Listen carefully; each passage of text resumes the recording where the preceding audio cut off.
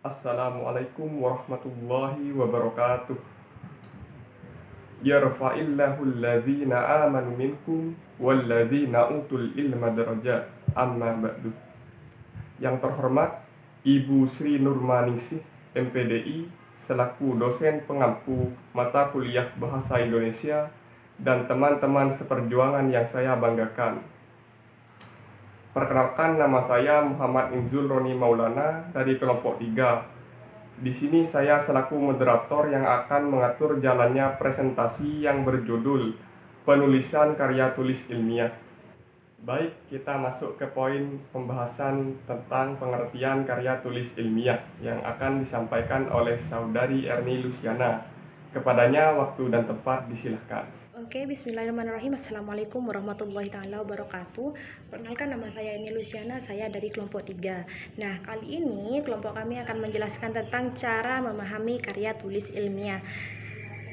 Nah, sebelum kita masuk ke cara memahami karya tulis ilmiah, alangkah lebih baiknya kita mengetahui lebih dalam atau kita mengetahui terlebih dahulu apa sih itu karya tulis ilmiah.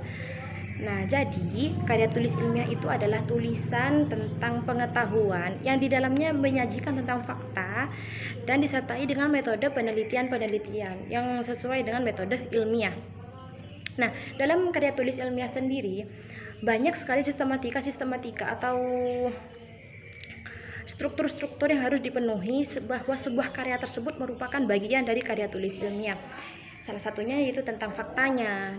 Jadi dalam karya tulis ilmiah harus disertai dengan fakta. Tidak mungkin dalam karya tulis ilmiah itu berisi tentang kalimat-kalimat atau berisi tentang pembahasan-pembahasan yang sebenarnya tidak ada dalam dunia nyata.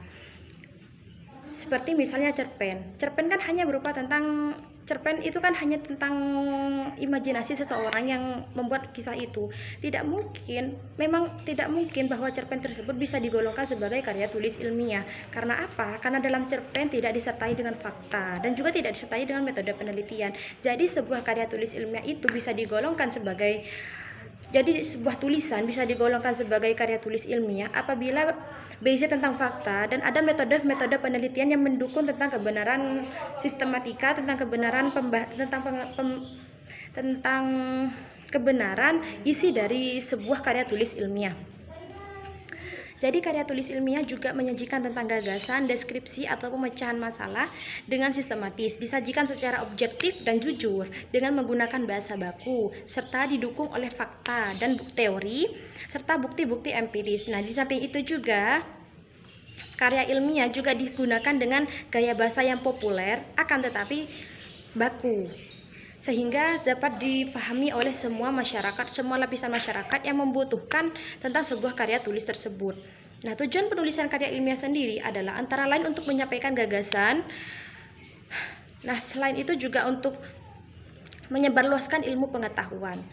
Nah, karya tulis ilmiah harus menggunakan bahasa baku. Artinya, jika ada sebuah karya tulis ilmiah atau sebuah tulisan yang memenuhi tentang sistematika karya tulis ilmiah atau sebuah karya ilmiah yang jika dibahas di dalamnya menggunakan bahasa yang tidak baku atau tidak normal atau non formal, maka sebuah karya tulis tersebut tidak bisa digolongkan sebagai karya tulis ilmiah. Nah, kenapa menggunakan bahasa baku? Sehingga apabila menggunakan bahasa baku bisa dipahami oleh masyarakat secara mudah dan bisa dipahami oleh semua lapisan masyarakat, sehingga tujuan yang ingin disampaikan, tujuan yang ingin penulis sampaikan untuk pembaca dapat ditangkap dengan baik oleh pembaca. Nah, itulah sekian penjabaran tentang pengertian karya tulis ilmiah. Terima kasih kami sampaikan. Selanjutnya kita masuk ke poin pembahasan tentang bentuk-bentuk karya tulis ilmiah yang akan disampaikan oleh saya sendiri. Saya akan menjelaskan tentang bentuk karya tulis ilmiah. Karya tulis ilmiah biasanya berbentuk makalah, report atau laporan ilmiah, dan buku ilmiah. Karya tulis ilmiah yang berbentuk makalah pada umumnya disusun untuk penulisan dalam publikasi ilmiah. Karya tulis ilmiah yang berbentuk report atau laporan ilmiah biasanya ditulis untuk melaporkan suatu penelitian, observasi atau survei yang dilakukan oleh seseorang atau sekelompok orang. Karya tulis ilmiah yang menjadi persyaratan akademis dalam perguruan tinggi pada umumnya adalah 1. Skripsi untuk jenjang S1, tesis untuk jenjang S2, dan disertasi untuk jenjang S3. Terima kasih kami sampaikan. Selanjutnya kita masuk ke poin pembahasan tentang ciri-ciri karya tulis ilmiah yang akan disampaikan oleh Saudari Widya Fitriatus. Kepadanya waktu dan tempat disilahkan. Assalamualaikum warahmatullahi wabarakatuh. Saya Widya Fitriatus Zakia, salah satu pemateri dari kelompok 3, akan memaparkan sedikit tentang ciri-ciri karya tulis ilmiah. Penulisan karya tulis ilmiah memiliki ciri-ciri yang harus dipahami sebagai modal untuk memulai melakukannya, yaitu 1. Adanya struktur sajian. Struktur sajian ini biasanya terdiri dari bagian awal atau pendahuluan, bagian inti atau isi, dan penutup. Bagian awal merupakan pengantar ke bagian inti, sedangkan inti merupakan sajian gagasan pokok yang terdiri dari bab dan subtopik. Bagian penutup merupakan kesimpulan. 2. Komponen dan substansi. Komponen karya tulis ilmiah bervariasi sesuai dengan jenisnya.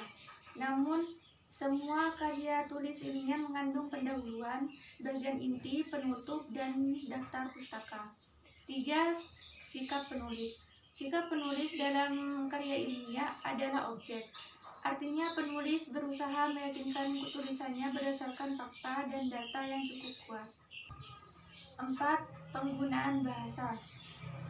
Bahasa yang digunakan dalam karya tulis ilmiah adalah ragam bahasa tulis baku. Ragam bahasa tulis baku dapat dilihat dari kata atau istilah dengan kalimat efektif. Terima kasih kami sampaikan. Selanjutnya kita masuk ke poin pembahasan tentang macam-macam karya tulis ilmiah yang akan disampaikan oleh Saudari Iza Afkorina. Kepadanya waktu dan tempat disilahkan. Baik, di sini saya akan menjelaskan poin D, yaitu macam-macam karya ilmiah. Macam-macam karya ilmiah yaitu ada 6. Yang pertama, skripsi, tesis, disertasi, artikel, paper, dan juga makalah. Skripsi adalah karya tulis ilmiah yang ditulis oleh mahasiswa sebagai persyaratan agar mendapatkan gelar sarjana. Skripsi itu biasanya ditulis berdasarkan pendapat orang lain dan didukung oleh data ataupun fakta yang empiris objektif yang didapat baik berdasarkan penelitian langsung, studi keperpustakaan atau observasi lapangan. Yang kedua itu ada tesis. Tesis adalah jenis karya tulis ilmiah dari hasil studi sistematis atas masalah.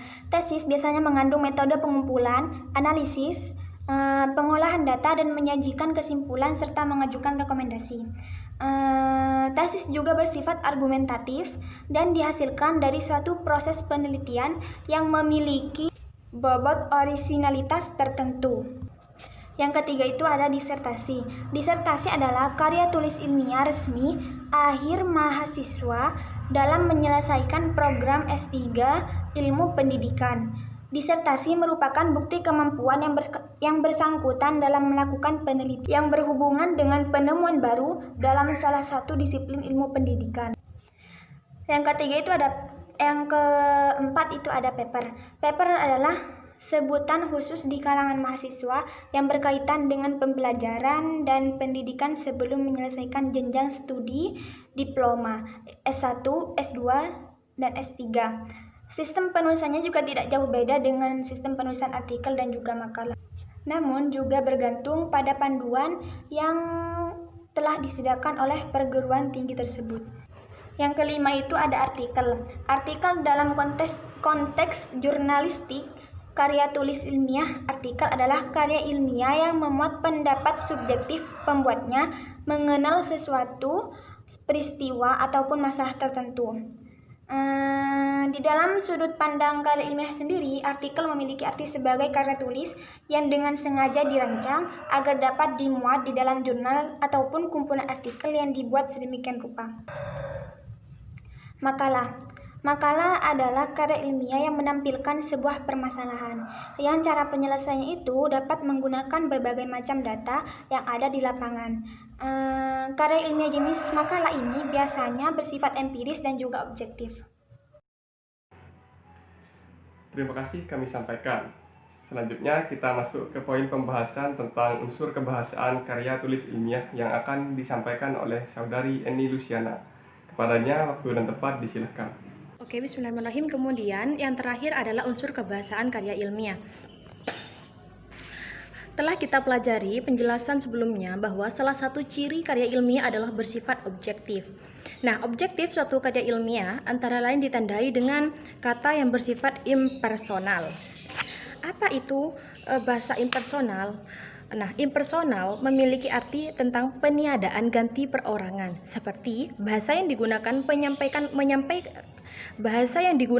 menyampaikan karya tulis ini adalah bahasa yang baku dan mudah dimengerti. Biasanya pada cerpen menggunakan kata aku, kamu, atau mereka, dan lain sebagainya. Akan tetapi pada karya tulis ilmiah biasanya menggunakan kata yang bersifat umum seperti kata penulis, kemudian penulis atau peneliti. Nah, itu merupakan salah satu ciri kata yang bersifat impersonal.